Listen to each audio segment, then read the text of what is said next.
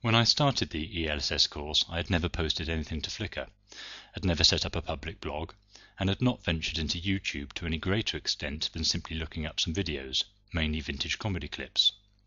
This was my first picture that I posted to Flickr and was used to represent me and my interests.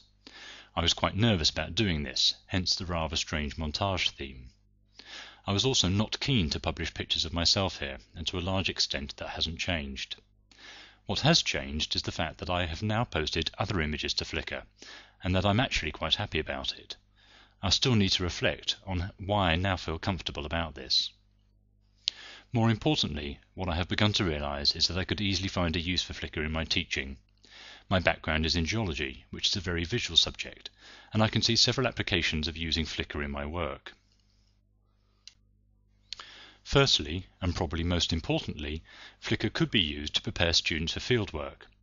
I had not investigated the map feature within Flickr prior to the course, but can see that this could be a very useful tool. In particular, it could be used as a method of getting students used to the layout of a fieldwork location. Using the satellite imagery available within the mapping tool and photographs taken by other people in Flickr, it is quite easy to build up a broad picture of a location. These photographs might represent the accommodation for a trip, as in this example, which is taken from the Isle of Lewis in Scotland.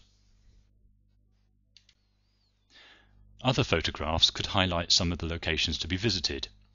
What is important is that by providing these images, maps and satellite photographs, the students may need less orientation whilst in the field, which will allow them more valuable field time to actually investigate the location of interest. One thing that these photographs might also highlight is some of the extremes of weather that can be encountered on fieldwork. I remember taking some visiting Omani students to North Wales and had mentioned to them that it would be cold and that they should bring warm clothing.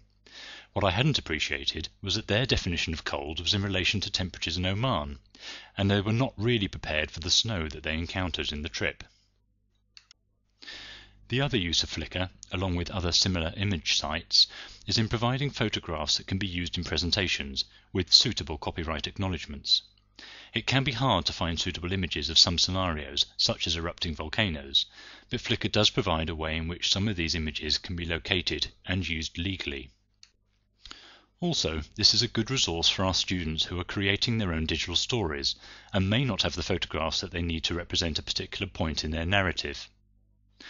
And finally, as the sun sets on my initial Web 2 story, I will reflect on the fact that I am stuck in my office behind a computer rather than being in the field.